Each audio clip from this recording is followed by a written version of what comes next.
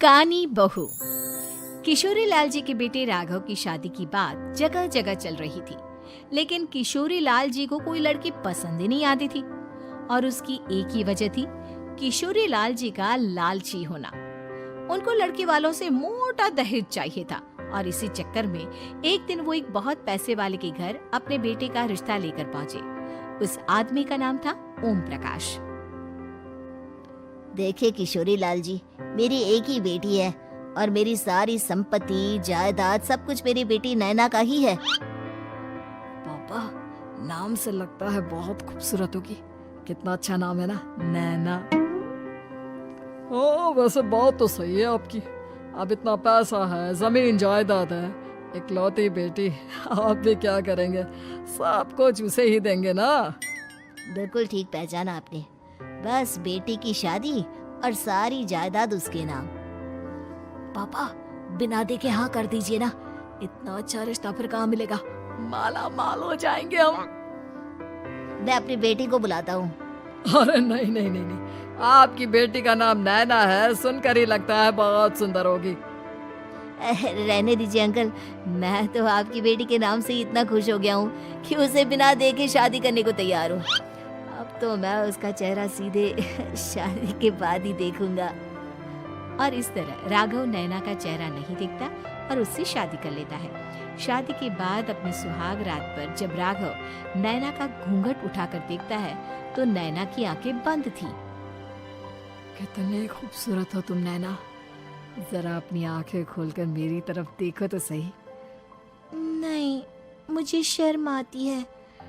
अरे, मैंने तुम्हें शादी से पहले भी नहीं देखा, और अब अगर तुम आंखें खोलकर मुझे देखोगी भी नहीं तो मुझे अच्छा कैसे लगेगा? इससे पहले कि नैना अपनी आंखें खोलकर राघव की तरफ देखती, अचानक से लाइट चली गई और राघव नैना को पूरी तरह से देख भी नहीं पाया। अगली सुबह नैना राघव के लिए नाश्ता बनाकर लेकर आई।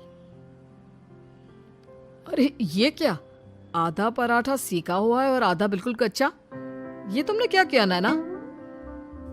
बहू, तुमने क्या आधा पराठा तवे से नीचे लटका कर रखा था, जो आधा सेका है और आधा कच्चा? मुझे जितना दिखेगा उतना ही तो सीखूंगी ना पापा जी। जहाँ जहाँ मुझे नजर आ रहा था वहाँ मैंने सीख लिया, जहाँ जहाँ नहीं दिखा वहाँ कच्चा रह गया होगा। इसका क्या मतलब है? ये कैसा मजाक कर रही है तुम? अरे बहू, तुमने इतना लंबा घूंघट क्यों लगाया हुआ है? देखो, हमारे घर में बहुओं को बेटी की तरह रखा जाता है, और फिर तुम तो इतना सारा माल लेकर आई हो। देखो, ये घूंघट डालकर रखने की कोई जरूरत नहीं है। हाँ नैना, पापा जी ठीक कह रहे हैं, तुम तो आराम से रहो, अपना ही घर समझो। नैना अचानक से अपना घूंघट उठा लेती है।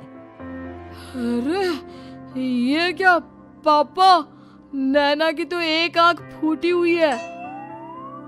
नाम से नैना, लेकिन ये तो कानी बहू निकली। मेरे साथ धोखा हुआ है, धोखा। बिना दिखाए अपनी कानी लड़की मेरे संग ब्याह दी। मुझे कानी भी नहीं चाहिए। मुझे अभी ओम प्रकाश जी से बात करनी पड़ेगी। आखिर उन्होंने मेरे साथ ऐसा किया क्यों? अरे, आप लोगों ने ही तो पापा से कहा था कि आप लोग शादी से पहले मुझे देखना नहीं चाहते। अब मेरे पापा पर क्यों इल्जाम लगा रहे हैं? अरे लेकिन उन्हें बताना तो चाहिए था ना कि तुम कानी हो, एक आंख से तुम्हें दिखाई नहीं देता। किशोरी लाल और राघव नाराज होकर ओम प्रकाश को अपने घर बुलाते हैं। पापा जी, ये आपने क्या किया? शादी से पहले बताया क्यों नहीं कि नैना की आंखों में परेशानी है? अरे, आप ही ने तो लड़की देखने से मना कर दिया था। और लेकिन आप बता तो सकते थे। आपको तो हमारी बेटी की प्रॉपर्टी चाहिए थी, वो भी पूरी की पूरी। अब क्या हुआ अगर उसे आधा दिखाई देता है? प्रॉपर्टी तो आपको पूरी मिल गई ना। अरे ये क्या बात हुई? मेरी शादी प्रॉपर्टी से नहीं, आपकी बेटी से हुई है। अब ये तो पहले सोचना चाहिए था, तब तो मेरी प्रॉपर्टी देखकर तुम्हारी जुबान लप लपा रही थी। लेकिन मैं कानी लड़की को अपनी बीवी बनाकर नहीं रख सकता। पापा, कुछ करिए ना आप। हाँ, करता हूँ। देखिए ओम प्रकाश जी, आप हमारे साथ ऐसा नहीं कर सकते। और तुम देखो, अगर तुमने मेरी बेटी से शादी तोड़ी ना, तो जो भी प्रॉपर्टी मैंने तुम्हें दी है वो तो पूरी की पूरी वापस ले ही लूंगा, और आधी प्रॉपर्टी तुम्हारी भी लूंगा। अरे मेरी आधी प्रॉपर्टी भला क्यों लेंगे आप? इसलिए क्योंकि मेरी बेटी को आधा नजर आता है और उसकी नजर अभी तक तुम्हारी आधी जायदाद पर ही पड़ी है। अब तुम उसे घर से निकालोगे तो कुछ तो लेकर जाएगी ना। और अगर हम आपकी बेटी को अपने घर की बहू बनाकर रखे तो? तो तुम्हारी पूरी प्रॉपर्टी तुम्हारी ही रहेगी, और जो मैंने तुम्हें दिया है ना, उसमें से बस मैं आधा लेकर जाऊंगा। अरे लेकिन अब आप अपनी दी हुई प्रॉपर्टी में से आधी वापस क्यों लेकर जाएंगे? अगर मैं आपकी बेटी को अपनी पत्नी बनाकर रखने को तैयार हूँ तो? इसलिए ताकि भविष्य में अगर तुम मेरी बेटी को धोखा दो तो उसके पास कुछ तो रहे जो पति का हो। वैसे मेरे पास तो बहुत कुछ है, लेकिन अपने पति की कोई निशानी तो उसके पास होनी चाहिए ना। अब अगर तुमने मेरी बेटी को कानी कहा तो तुम्हें प्रॉपर्टी भी कानी ही मिलेगी, पूरी नहीं। जमाए राजा। किशोरी लाल और राघव समझ चुके थे कि वो बुरी तरह फंस चुके हैं और अब उनके पास वहां से निकलने का कोई चारा नहीं है। अब समझ में आया ना, लालच बुरी बला होती है। एक तो तुम्हें प्रॉपर्टी मिली, ऊपर से बीवी मिली, उसमें तुम्हें नखरे भी दिखाने हैं। आए बड़ी, चुपचाप बैठो दोनों। कुछ दिनों के बाद नैना राघव की कार लेकर बाजार घूमने निकलती है और जब कार लेकर वापस आती है, ये क्या? एक तरफ से मेरी गाड़ी पूरी खराब हो चुकी है। लगता है तुमने मेरी गाड़ी को किसी दूसरी गाड़ी के साथ एक्सीडेंट किया है।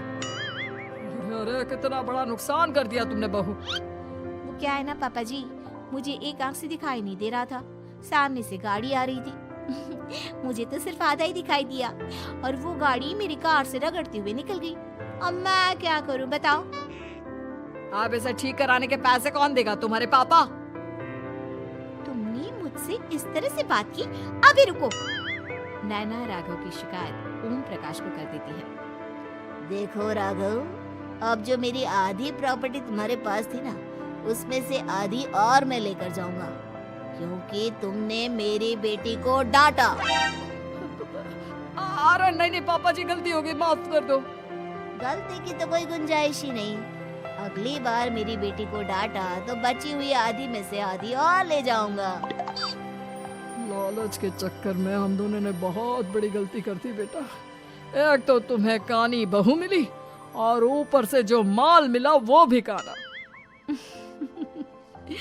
इस तरह राघव की हर एक गलती पर ओम प्रकाश उसकी प्रॉपर्टी का आधा आधा हिस्सा लेकर अपना सारा माल वापस ले गया और राघव को कानी बीवी से काम चलाना पड़ा। भाई लालच वाकई में बुरी बला है।